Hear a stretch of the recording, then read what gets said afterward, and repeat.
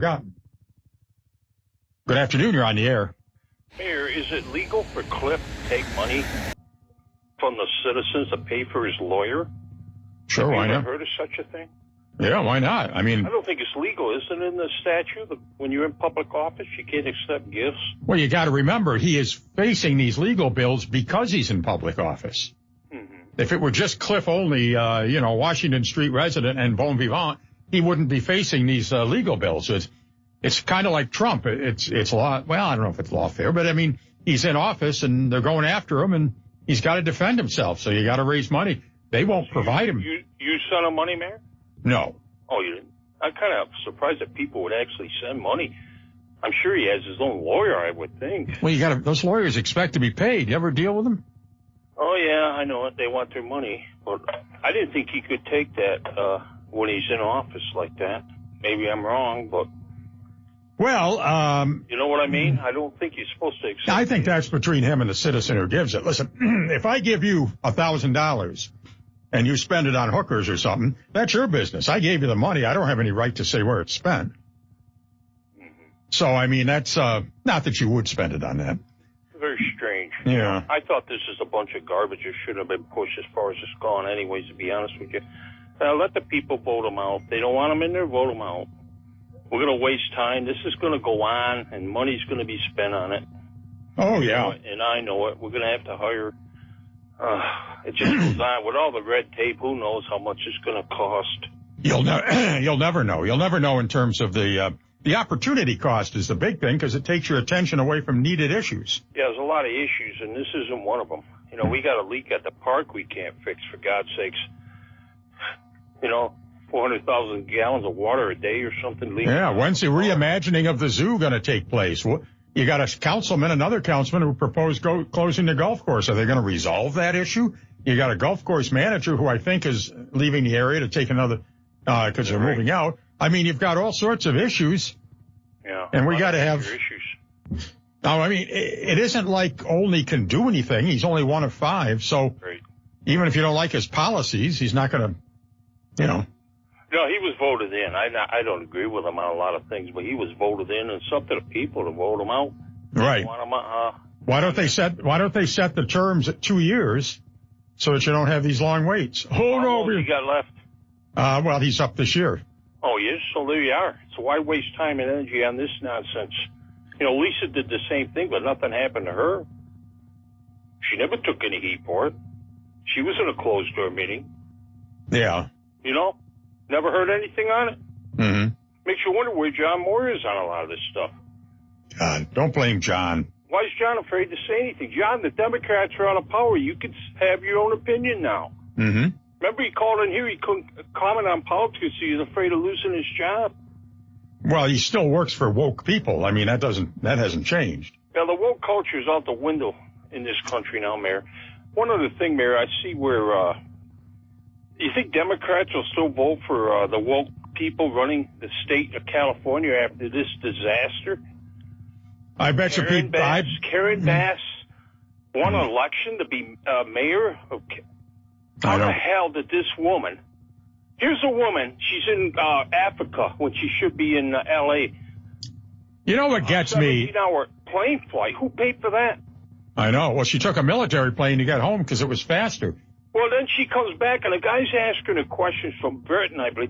A minute and a half, she couldn't answer one question this guy was asking her. Not one. Yeah, this is what I'm talking about and Glenn's talking about. DEI people in high positions, when there's an issue, they can't handle it. And deputy mayor couldn't help out. You know why? He's suspended. He's suspended for calling a bomb threat into the building he works at, everybody. Because he had to take a test, which he couldn't pass. Jeez. Ridiculous. Another DEI hire. Yeah. So I don't know how L.A. is structured, but she's... Gavin Newsom blaming Mr. Trump. What the hell's Trump got to do with it? He told Newsom 3 years ago, you got to get this straightened out with the fire department. Yeah. You have to have water to fight fires, dummy. I know, he's got plenty of grill cream, but no fires. Yeah, and she cut the fire budget by $17 million to help out illegal aliens find a home. but she hired a lesbian as fire chief. Oh, my God. Another incompetent. Maybe they'll get the message. I don't know. Nobody. You know what's sad? Down to the ground. You know what's sad about that is, I don't care whether the fire chief is a lesbian or not, but the fact that they have to make it a big deal. Job. That's my point. Do the job. Did you hire them because of their sexual preference, or they're capable? Look at the Secret Service woman that was in charge. Mm-hmm. Get 5'2" women trying to protect Mr. Trump that couldn't even pull a gun out of a holster, for Christ's sakes. This is what I'm bitching about, Mayor. I know. You're the man. You're not qualified. You don't get the damn job. Simple as that. Well, that woman is not qualified, and nothing's going to happen to her. Well, I don't know. I'm not a DEI hire. I'm too male, too pale, and too stale. We are.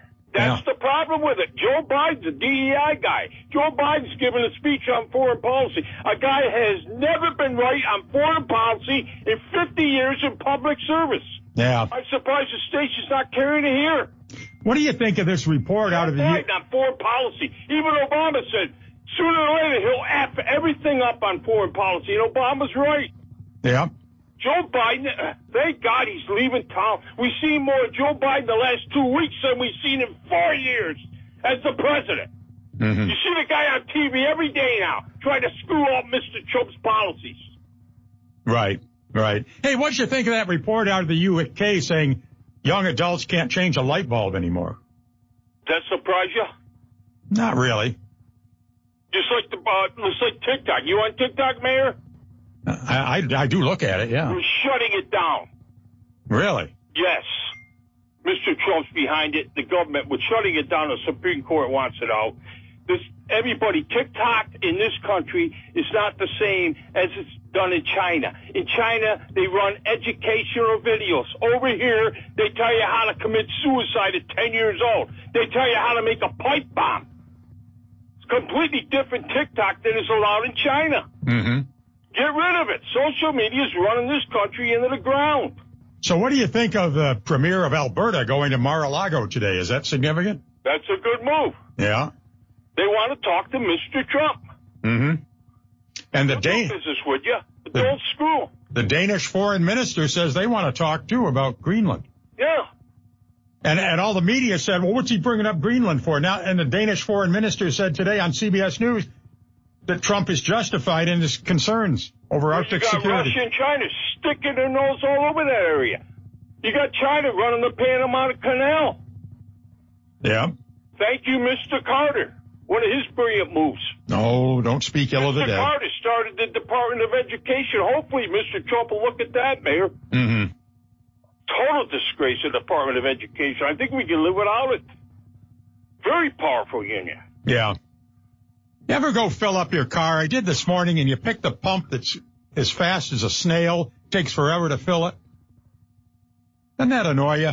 Yeah. Well, it's annoying me. I see the price is up over $3 again. Yeah, I picked the cheap gas today. That's probably why it moved so slow. Watered down. Mm-hmm. Probably post where you. Yeah, it's all 309 on the corner here. Yeah. It was 280 something there a couple of weeks ago. Yeah. What do you think? I don't know what that's about. Do you know the guy who won the $1 million scratch off at Kinney's? No, I don't, but I know the government took over half of it. Isn't that something? Mind-boggling. Canada, you win tax-free money. Yeah. Exactly. Well, I could live with 500,000. I'm sure a lot of people. Yeah. Yeah, I got to calm down a little bit, Mayor. Okay, well, thanks. All right, bye now. He's calmed down. Yep. The angry man. Well, you know, we're fighting that war on drugs. Last night, fire department reports overdoses on Boyd Street and Moulton Street. Yep, that's really going well. Jeez.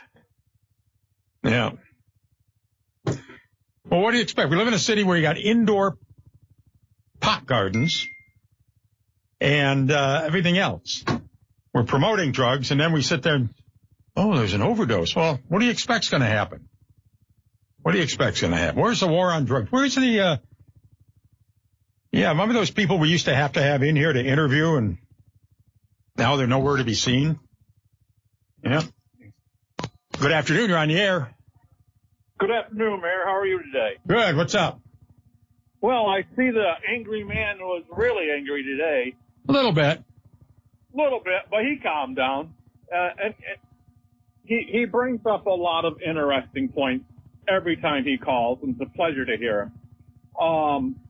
Cliff Only, having his legal defense fund, there are certain, I don't know if they're rules or guidelines, but I did a little bit of research, not a lot. I'm not an expert, but I do know that there's guidelines or rules that a person has to follow doing what he's doing. And yes, it's legal what he's doing. Well, I think it's legal too. You know, if he had exterior legal problems and was using the office, if you will, as a cover to raise money, I'd be a little more suspect. But he's facing these bills because he happens to be in office. If he had lost that last election, there wouldn't be any of this nonsense going on. Correct. So yeah, they're imposing that obligation on him. And, you know, he deserves a defense. They said that he couldn't be provided with public money, so how else is he going to get it? You don't get justice in this country unless you got a little bit of cash to throw at it. Right. And we also see on the national level when some of the people in office, charges are brought against them, they all create a legal fund which people donate to. So yeah. It's nothing new. It's done all the time. Yeah. And in his case, he's going to have to, well, if it continues on, I mean, this thing will easily cost him, I don't know, 30, 40, 50,000. Easily. It could easily, Mayor, easily. Yeah. Easily.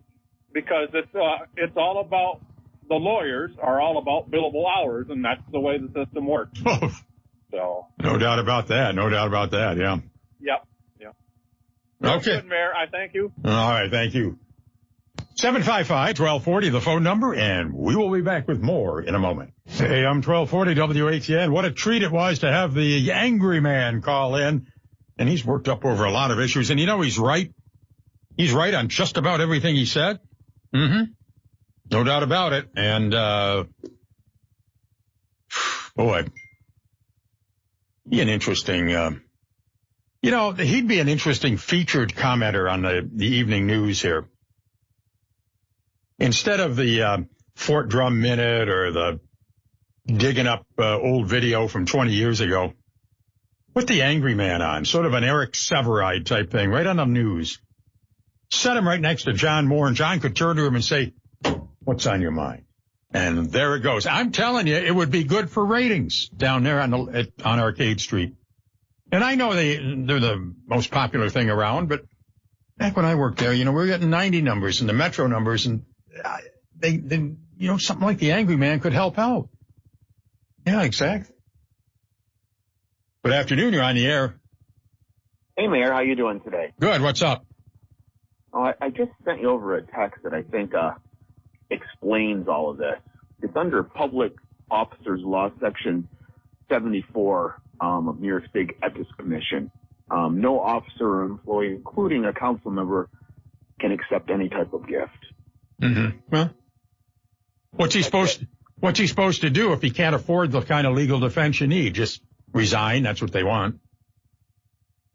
I don't know if it's ethical to sue him or what it is. I think it all has to be brought before some. Well, what happened? Well, this is how they ran Palin out of office in Alaska. Lawyer that the city must hire to decide what has to be done. They either have to decide they have to provide a lawyer for him, or they don't have to provide a lawyer. But so what he has done right now is if you just, I sent you the link. It's just the New York State Legislative Ethics Commission, and it's going to give you that Section 74. I think it's pretty clear. It says cannot. And who's going to, and wait a minute.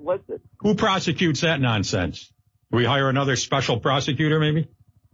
Well, I don't know, but the question came up. I'm not trying to defend it. I'm not saying it one way or another. I don't think anything should be done right now. I think it should just ride out till his election and let the public decide. But if you're asking whether or not it's legal for him to be asking for that, it says right in the thing, just, click on it. He can't submit for it. It should be shut down. Can't ask for it. Well, let me say this.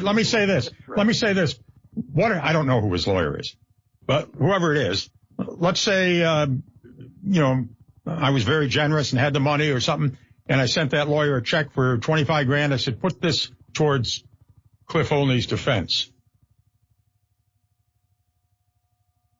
Anything wrong with that?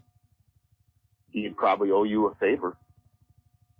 Well, let's say I did it. Let's say I did it quietly. I didn't tell the councilman or anything. I just said, I just sent it to the law firm. Said this is for the Olney account. Put it in. I think you may be accused of laundering money. Then where'd that money come from? Everything's got a tail attached to it now. Yeah. And I'm not for that. Like honestly, like I said, my opinion on it is we should do nothing. Let the voters decide. If he gets voted back in, then we put up with it. Mm-hmm. If he doesn't get voted back in, then it's no longer a question. But I don't think we should waste any more time. I think it's a nothing burger. I think it's over and done. I think we got a lot of positive things going on that we got to look towards. But if we're asking the question, I think the state attorney general puts it out very clear. I'm not a lawyer, but I did learn how to read. I'm going to let you go, man. All right, thanks a lot. Bye now. I love the angry guy. I'd like to hear more of a backstory on him someday if we can. Bye-bye. All right, thanks. Bye now. I'm telling you, that'd be it's the talk of the town, the angry guy everywhere you go. People aren't interested in the kind of bland stuff you get elsewhere. They want exciting radio. Hey, under the category of stupid stuff, New York considers law to allow political parties and election workers to serve snacks and drinks to voters. State lawmakers are considering ways to keep voters from bolting or fainting in line. Well, first of all, I never see these lines. If they exist, then maybe we need more election districts or faster means or more early voting or whatever. They've got a picture that shows a bunch of people voting in Brooklyn and some of them using walkers and stuff. But there's a bill introduced by an assemblywoman. This is one of these many people in the assembly who do nothing all day, but would allow election workers and party and campaign officials to offer nominal snacks and refreshments to voters. Jeez, that's something. Yeah. This woman says, in New York State, despite continued progress in making our elections more accessible, certain polling locations continue to have lines. Then find out why they have the lines. You shouldn't have to wait an hour to vote, and whether they give you a package of cookies and that kind of thing doesn't really matter. Yeah. Voting should not be an endurance test, and allowing organizations to remember, they tried to drive. Remember, they used to have the cookie thing. You buy cookies and bake sale stuff and they drove them away. They said you can't vote in public, you can't vote in schools anymore. You got to go vote in churches. But you can't have a bake sale. Now they say people are like falling down in line from malnutrition. Most of these people don't look like it, but I don't care if there's water available. There always should be. But I went to vote in Depauville this year. It was maybe a 10-minute wait. I didn't feel I had to, be given sustenance to get through the line. What is wrong with these people in this state? Good afternoon. You're on the air. Good afternoon. I know I'm changing the subject, but tonight, Life Right of Watertown has their annual prayer rally at 6 p.m. on Public Square. Ooh. Those are people who are against abortion? Against abortion? No, we're a organization that tries to get the voter, well, this is with voting, tries to get the voter educated as to what wording is, how deceiving wording can be. Right. Especially Proposition 1 was one of those. Now. So we're just doing it's an annual prayer rally that is done. You think about prayer is for a lot of reasons. So it's for life, yes, life from birth to death. Right. I'm with you, man. I think it's okay. Okay. Now, will the news media cover this? They don't like your viewpoint. They don't like, well, I don't know. We'll see. That's why I figured, I'll call you and let you know that this is happening tonight on Public Square, encouraging people to come out. Why don't you, hey, listen, here's the deal. You go get a few transgender people to hang out with you, and then Channel 7 will cover it. What's that? Oh, it's open to everybody. Okay, well, they can show up. Okay. All right. Anybody can show up. So this is about education, too. you know. No, listen, I'm all in favor of it. We have that Right to Life lady who calls. Is she part of this? I don't know which one you're talking about, but I'm just, calling in as a concerned citizen or just a citizen that wants people to know what's happening tonight at 6 o'clock. 6 o'clock on Public Square. Okay, be there. Yes. All right, okay, thank you. Yes, thank you very much. Have a great day. You too. Bye now. I don't know. That's after dark. I don't go out after dark. You don't know what could, nothing good happens after 6 o'clock. Yeah, I've heard that. All righty. We're going to take time out for a message. Be right back with more in a moment. News and Talk Authority, AM 1240. You know this study out of the UK that shows that young adults don't know how to change a light bulb or clean their car.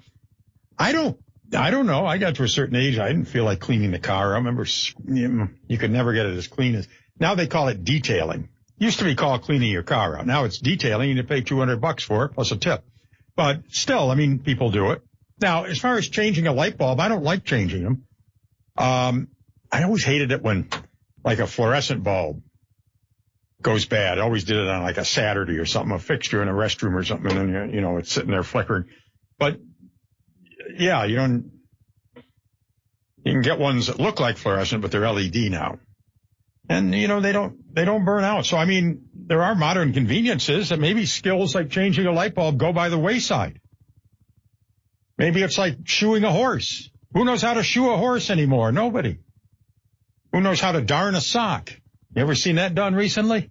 No. I don't even know what it means. I just heard the phrase once, so I repeated it. Yeah, there's a lot of things that used to be commonplace or something, but knitting. Anybody knit anymore? Yeah, no, nobody knits. Yeah. The only thing a knitting needle will be now is stab somebody maybe, but there you go. Somebody wanted to know if the angry man will be in attendance next Monday at the inauguration party at the Pearl Street Pub. I don't know, but I'll be over there Monday. We have no show Monday because we're carrying live from the nation's capital the inauguration of the 47th president, Donald J. Trump. 47th, as long as nothing happens between now and next Monday. Could be 48, but we hope it's 47.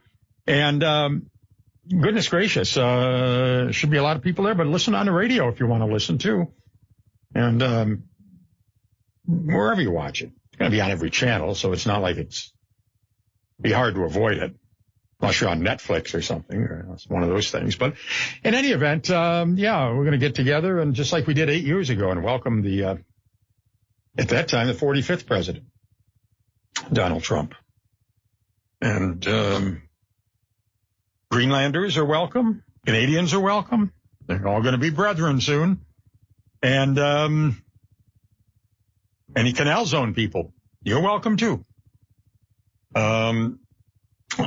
It may be a little too intense for some people, some of you Kamala voters, but if you want to come, we're not going to make fun of you or anything like that. This is a very accepting and loving crowd.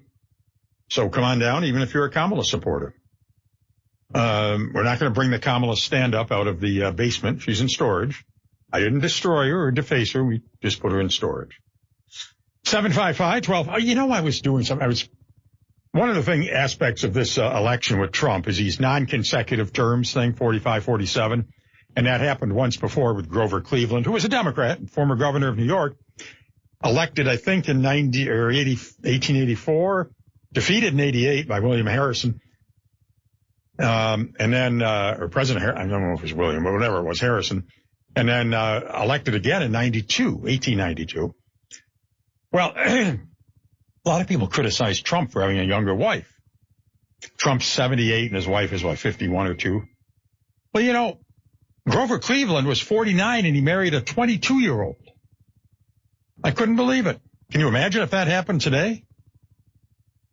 They got on that Getz guy for going out with younger girls or something, but 27 years? And he had known this girl since birth. It was a family friend or something. Oh, God knows what was happening before that. And wasn't there some kind of out-of-wedlock baby with him or something?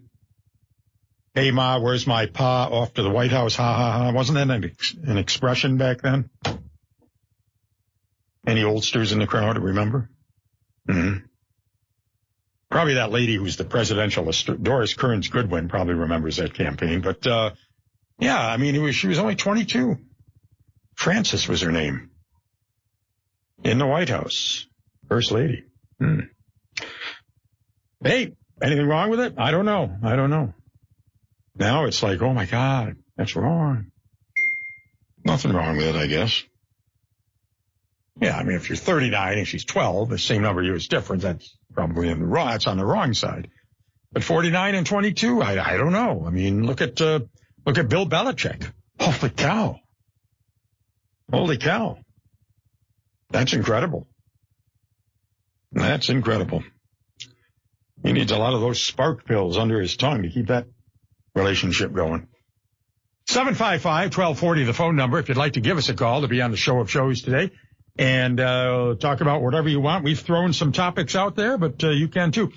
What is the weather going to be? Now, you can get your milk and eggs today if you want, but I don't know. You hear different forecasts, possibility of lake effect, mostly concentrated in the usual areas to the south of us. So I don't know what we're going to get here in Watertown. I hope we don't get much of anything. The winter is settled into a kind of a malaise here of just cold and no snow, and I like it. We got a ways to go. We're not even at the halfway point yet. I consider winter to be December 15th to March 15th. Now, yes, it can snow after, and yes, it will snow before. But that's generally where I consider it. So you really aren't at the midpoint until the end of January.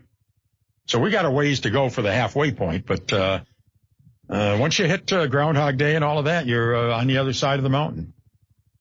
And looking towards spring. We look forward to that. You know, this spring we're going to have that Irish festival out in Clayton instead of Watertown. You know, I haven't heard anybody complain about that. 35-year tradition. And now the organizers say they were forced to go there because of Governor Hochul. They blame it on Governor Hochul. She wouldn't let them fly an Irish flag, and she wanted to raise the rent on the state office building. Well, I don't know. I mean, what's wrong with an Irish flag? Well, I guess then you'd have to put any flag up, but a MAGA flag. Yeah, what if you wanted to have a MAGA festival and you were willing to pay the same rent and put a MAGA flag up? No, they wouldn't allow that. So, yeah, it's probably one can understand. But anyway, they blame the governor for it, and they're going to operate out at Clayton at the Ciro Arena. I'm sure it'll be a good time. I just hope the businesses there open up. You know, that's one of the problems with doing anything around here is everything closes. You know, I was reading something today. It was an email from one of the liquor cartel, I call them, Empire and Southern, because you have to buy from those companies, and they only each carry certain brands at whatever prices they want, and they can put whatever delivery fees they want on your bill. Yeah. And New York sanctions this because the state's in cahoots with them. So anyway, they get to have these shutdown. They put on next week is our shutdown, order accordingly. Now, this is the same industry that Cuomo administration called it. Remember during COVID, they said it's essential. It's an essential business to have liquor stores open. But they can take week-long shutdowns. And I don't know what they shut down. Is it a deep cleaning? That's what they always say in restaurants. Well, we're closing for a deep cleaning. Oh, is that dirty there? So, I don't know. But the liquor cartel gets a week off next week, and, the liquor stores will be busy at least. Okay, we got a call.